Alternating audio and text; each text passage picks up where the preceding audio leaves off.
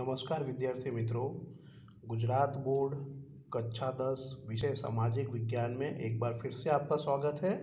इतिहास का छठा पाठ भारत की सांस्कृतिक विरासत के स्थल में 3 गुफाओं का अध्ययन करने के बाद आज हम आगे बढ़ते हैं, जिसका नाम है महाबलीपुरम। तमिलनाडु राज्य के चेन्नई से 60 किलोमीटर दूर महाबलीपुरम है। तमिलनाडु राज्य के चेन्नई से 60 किलोमीटर दूर महाबलीपुरम है। तमिलनाडु का यह शहर अपने भव्य मंदिर स्थापत्य के लिए और सागर तट के लिए अर्थात सागर किनारे के लिए विख्यात है। दक्षिण भारत के पल्लव राजा नरसिंह वर्मन प्रथम के उपनाम महामलपर से इस नगर का नाम रखा गया महाबलीपुरम। यानी महाबलीपुरम जो नगर है वह दक्षिण भारत के पल्लव राजा, जिनका नाम था नरसिंह वर्मन प्रथम यानी पहले वंश के राजा थे, और उनका उपनाम मतलब नेक नाम था महामल, जिसके नाम पर से नाम रखा गया महाबलीपुरम। पल्लव वंश के राजा नरसिंह वर्मन प्रथम के समय यहाँ कुल 7 मंदिरों का निर्माण किया गया था, जबकि आज वर्तमान समय में 5 रथ मंदिर ही मौजूद हैं। 2 रथ मंदिर समुद्र में विलीन हो गए। अभी मैंने आपको बताया था कि यह सागर तट के लिए विख्यात है, मतलब ये नगर सागर के किनारे है। कुल मिला के 7 रथ मंदिर बनाए गए थे, लेकिन वर्तमान में केवल 5 रथ मंदिर ही मौजूद हैं, जबकि 2 रथ मंदिर समुद्र में विलीन हो गए। इसके अलावा यहाँ पर हास्य मुद्रा में विष्णु की मूर्ति, हास्य मुद्रा मतलब मुस्कुराते हुए, महिषासुर का वध करती दुर्गा देवी का शिल्प देखने लायक है। विश्व भर में चट्टान शिल्प का, ये नाम याद रखिएगा, चट्टान शिल्प का सर्वोत्तम स्थापत्य वाला महाबलीपुरम प्राचीन भारत का एक प्रसिद्ध बंदरगाह भी था। तो इस तरह से महाबलीपुरम प्राचीन समय में एक प्रसिद्ध बंदरगाह था। बंदरगाह मतलब जहाँ पर बड़े बड़े जहाज, पानी वाले जहाज आकर रुकते थे। और मैं आपको ये भी बता देना चाहता हूँ कि जो 5 रथ मंदिर वर्तमान समय में 5 रथ मंदिर मौजूद है, ये 5 रथ मंदिर पांडवों के नाम पर से रखे गए। अगली जानकारी है विरासत स्थल का, सांस्कृतिक विरासत स्थल, जिसका नाम है पट्टदकल। यह कर्नाटक राज्य में बदामी से 16 किलोमीटर दूर पट्टदकल नामक नगर है। पट्टदकल चालुक्य वंश की राजधानी थी। 7वीं-8वीं सदी में निर्मित यहाँ के मंदिरों में नागर और द्रविड़ शैली का उपयोग हुआ। पट्टदकल का सबसे बड़ा मंदिर जिसका नाम है विरूपाक्ष अर्थात शिव का मंदिर है। अगला विरासत स्थल है सांस्कृतिक विरासत स्थल, जिसका नाम है खजुराहो के मंदिर। मध्य प्रदेश के छतरपुर जिले में खजुराहो गांव के पास खजुराहो का मंदिर स्थित है। बुंदेलखंड के चंदेल राजाओं की राजधानी खजुराहो थी। इन राजाओं का जो समय था ईस्वीसन 905 से 1050 तक है। लगभग 80 मंदिरों का निर्माण हुआ था, जबकि आज वर्तमान समय में मात्र 25 ही मंदिर मौजूद है। इन मंदिरों में अधिकांशतः शैव मंदिर है। शैव मंदिर अर्थात शिव मंदिर देखने को मिलता है। इन सभी मंदिरों की रचना शैली और उनका शिल्प विधान लगभग एक समान है, मतलब जो मंदिरों की रचना की गई है वो शैली और उनका जो शिल्प है मतलब शिल्प स्थापत्य कला है, वो दोनों एक समान ही है। एक समान मतलब 25 के 25 मंदिरों का शैली बनाने की रचना और शिल्प कला की रचना एक समान है। इनमें 64 योगिनी का मंदिर मुख्य है। यह मंदिर अपने तोरण की अलंकारिक शैली के लिए प्रसिद्ध है। प्रारंभिक समय के सभी मंदिर ग्रेनाइट के पत्थरों से बनाए गए हैं। खजुराहो के मंदिर नागर शैली में निर्मित है। देश विदेश के हजारों प्रवासी खजुराहो के मंदिरों की शिल्पकला, मूर्तिकला, वास्तुकला देखकर मंत्रमुग्ध हो जाती है। लाइन आपको विशेष याद रखना है कि देश विदेश के हजारों प्रवासी खजुराहो के मंदिरों की कौन सी चीज़ों को देखकर मंत्रमुग्ध हो जाते हैं? शिल्पकला, मूर्तिकला, वास्तुकला देखकर मंत्रमुग्ध हो जाते हैं।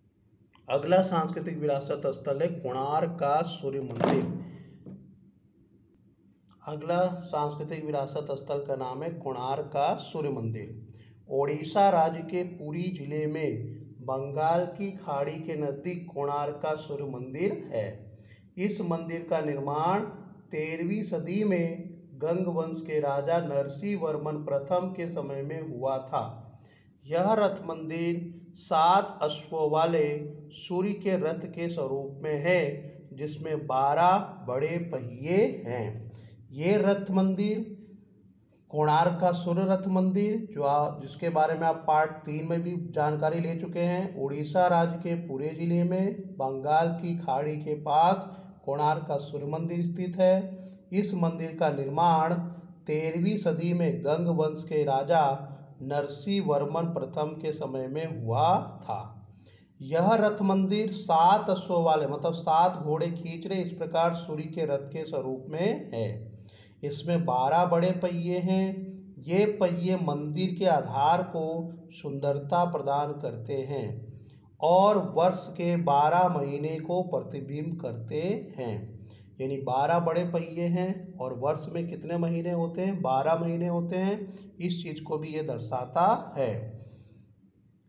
और प्रत्येक पहिए के चक्र में 8 मोटी तीलियां जो आप यहाँ पर देख रहे हैं, ये जो मोटी तीलियां 1 2 3 4 5 6 7 8, ये 8 जो मोटी तीलियां हैं, ये 8 मोटी तीलियां जो दिन के 8 प्रहर दर्शाती है।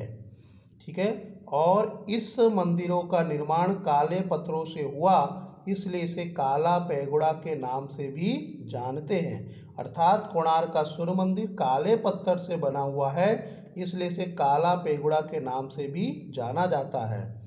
13वीं सदी की उड़ीसा की संस्कृति और सभ्यता इसमें प्रतिबिंबित होती है। तो ये कोणार्क का सूर्य मंदिर आपको 3 नंबर की टिप्पणी में पूछा जाएगा। अगला सांस्कृतिक विरासत स्थल का नाम है बृहदेश्वर मंदिर। बृहद प्लस ईश्वर, जो ईश्वर में सबसे बड़े ऐसे मंदिर का नाम है बृहदेश्वर। तो बृहदेश्वर मतलब बृहद प्लस ईश्वर, जो ईश्वर में सबसे बड़े। तो ऐसे बड़े ईश्वर कौन है? महादेव। यानी ये बृहदेश्वर मंदिर महादेव शिव का मंदिर है। तमिलनाडु राज्य के तंजावुर या तंजौर में बृहदेश्वर मंदिर आया हुआ है। इस मंदिर का निर्माण ईस्वी सन 1003 से ईस्वी सन 1010 तक के समय के दौरान हुआ था। यह मंदिर महादेव शिव का है, इसलिए इसे बृहदेश्वर मंदिर कहते हैं। जैसा अभी मैंने बताया, बृहद प्लस ईश्वर संधि विच्छेद करने पर भी यह हमें प्रतीत होता है बृहद यानी बड़ा, ईश्वर मतलब ईश्वर, जो ईश्वर में सबसे बड़ा। तो ऐसे कौन है? महादेव शिव, इसलिए कहा गया यह मंदिर महादेव शिव का है। चौल वंश के राजा राजराज प्रथम ने इस मंदिर का निर्माण करवाया था, इसलिए इसे राजराजेश्वर का मंदिर भी कहते हैं। यह मंदिर 500 फुट लंबे और 250 फुट चौड़े 4 दीवारी वाले मैदान में बनाया गया है। फिर से मैं दोहरा रहा हूँ, 500 फुट लंबे और 250 फुट चौड़े 4 दीवारी वाले मैदान में बनाया गया है। इस मंदिर का शिखर, ये जो आप शिखर देख रहे हैं, इस मंदिर का शिखर जमीन से लगभग 200 फुट ऊंचा है और उस समय बृहदेश्वर मंदिर की गणना ऊंचे शिखर वाले मंदिरों में होती थी। भव्य शिखर वाले विशाल आकार के बीच की संवादिता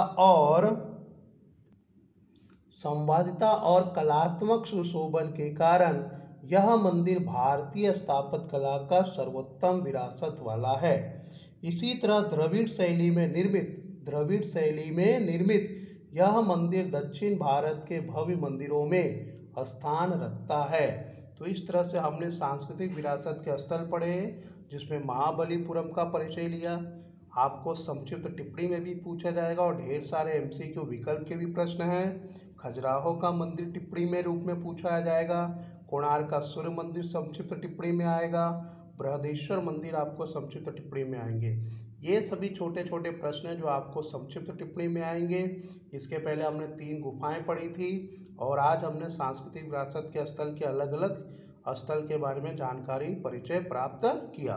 इसके साथ साथ आपको इसमें विकल्प में भी याद रखना है। अगर आप पूरा पैराग्राफ सही ढंग से याद करते हैं तो आपके विकल्प का भी काम आसान हो जाता है। धन्यवाद।